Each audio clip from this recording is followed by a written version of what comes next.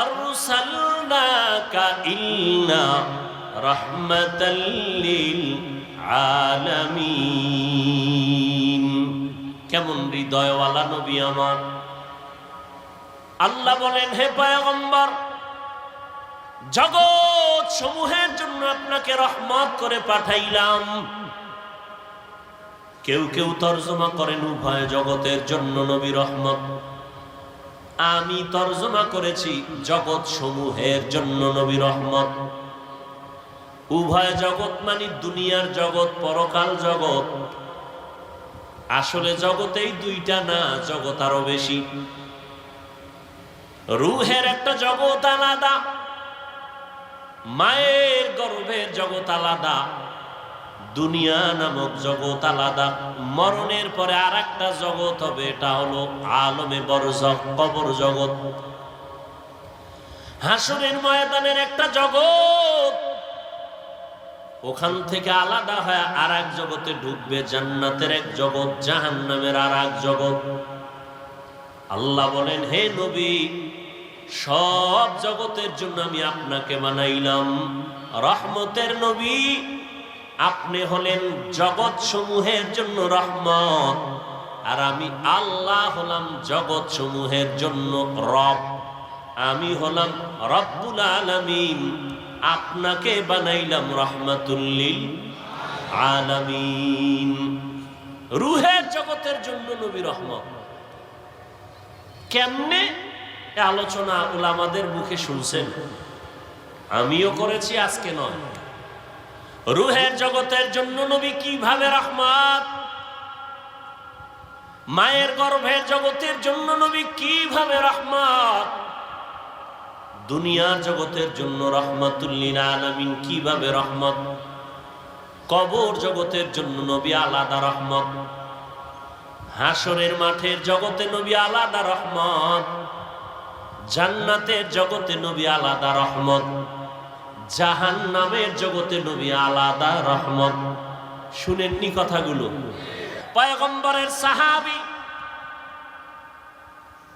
প্রথম তিনি চাচাতো ভাই হযরতে আলী রাদিয়াল্লাহু তাআলা আনহু, নবীর কি দ্বিতীয় সিঁড়িতে গিয়া সাহাবী, তৃতীয় ধাপে গিয়া হযরত আলী নবী। বলেন না কেন? জামাতা। ওই হযরত আলী আল্লাহর শুকর আদায় করেন, নবীজি আলীকে পাইয়া, যে আলী 7 বছর বয়স থেকে 12 বছরের মধ্যেই, কেউ বলেন 10 বছর, কেউ বলেন 11 বছর, কেউ বলেন 8 বছর, কেউ বলেন 7 বছর, এই বয়সে নবীর হাতে হাত লাগায় কালেমাওয়ালা মুসলমান হয়ে গেছে। সুবহানাল্লাহ।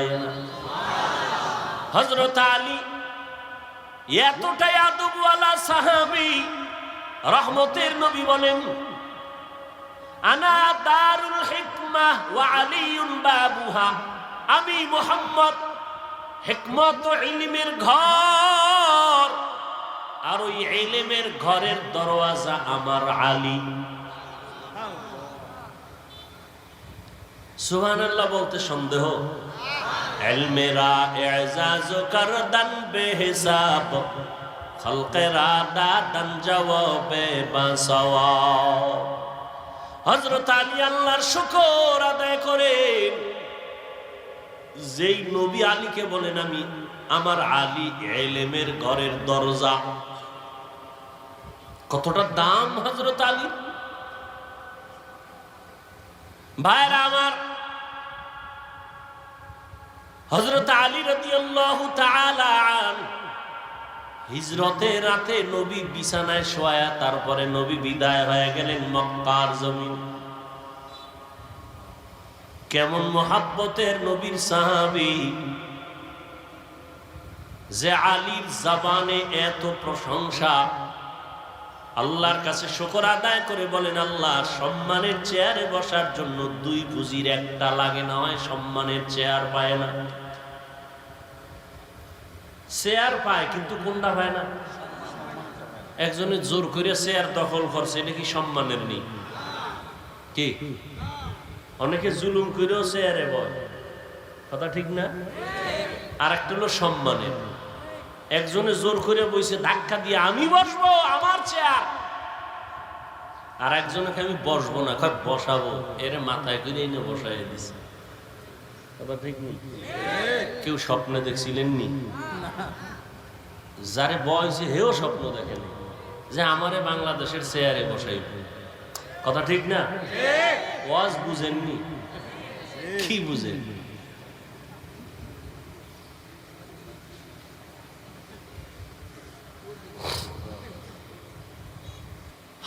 হযরত আলী রাসূলের এত আদরের সাহাবী, সম্মানের জন্য দোয়া করলেন, ও আল্লাহ, দুই পুঁজির একটা লাগে সম্মানের চেয়ারে বসার জন্য। একটা পুঁজির নাম হলো শিক্ষাগত যোগ্যতা, ইলম, আর একটা পুঁজির নাম হলো সম্পদ, টাকা পয়সা। একটা লোক কলম দিয়ে দস্তখত দিতে পারে না, এরপরে সবাই চেয়ার আগায় দেয়, কিও কয় আমগো দেশের দানবীর, আছে না নাই? সমাজসেবক, অনেক টাকার মালিক। আর একজন কোনো টাকা নাই, তাকে সম্মানের চেয়ার আগায় দেয়, কেন? বলে আমার স্কুলের হেডমাস্টার, শিক্ষিত মানুষ। হযরত আলী বলেন, ও আল্লাহ, দুই পুঁজির আসলটা আমাদের দিছেন, কি? ইলম দিয়েছেন, টাকা পয়সা দেন নাই। মিয়া, নবীজি দোয়া করলে কবুল হইতো না? সেই নবী খন্দকের যুদ্ধে গিয়া পেটে পাথর বাঁধলেন। মদিনাতুল মুনাওয়ারার পার্শ্বে খন্দক। সাহাবায়ে কেরাম নিয়া গর্ত খনন করলেন, নবীও ওই কাজে হাত দিলেন।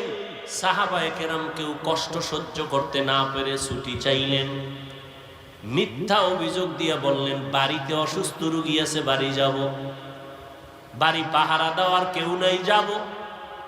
জিব্রাইল আইসা বলে, নবীদের অন্তরে নিয়ত খারাপ, কষ্ট, এই জন্য মিথ্যা কথা বলে যেতে চায়, এদের অন্তরে নেফাকি। আল্লাহ আয়াত নাজিল করে দিলেন,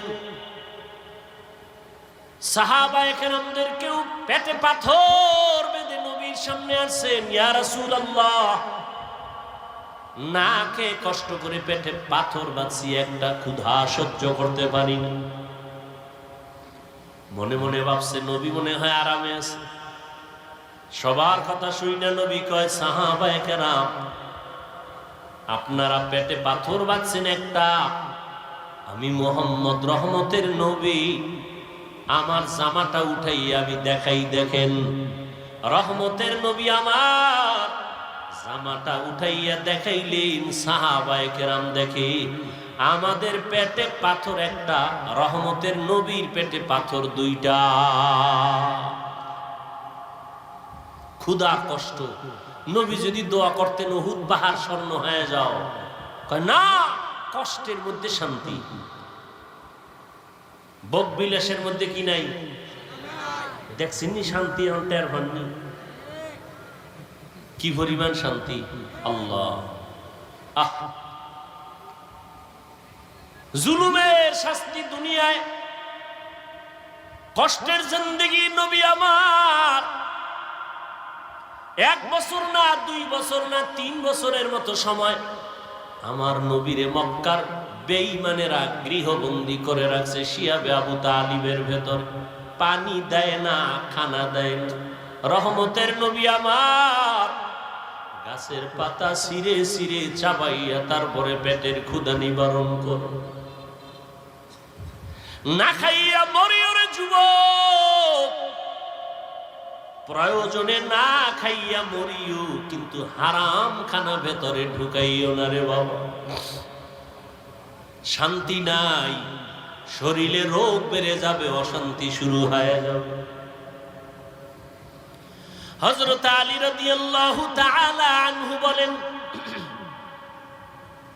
মান আল্লামানি হরফান ইনশাআ বাআ ওয়া ইনশাআ আতাকা। আমাকে একটা অক্ষর যিনি শিক্ষা দিয়েছেন, তিনি আমার কাছে এমন দামি যে আমাকে চাইলে বিক্রিও করে দিতে পারেন, গোলাম বানাইয়াও রাখতে পারেন। এই ছাত্ররা, হযরত আলী বলেন একটা অক্ষর আমাকে যে শিক্ষা দিল তার দাম কত? আমাকে বিক্রিও করে দিতে পারে, আমাকে গোলাম বানাইয়াও রাখতে পারে। এ হলো শিক্ষকের মর্যাদা।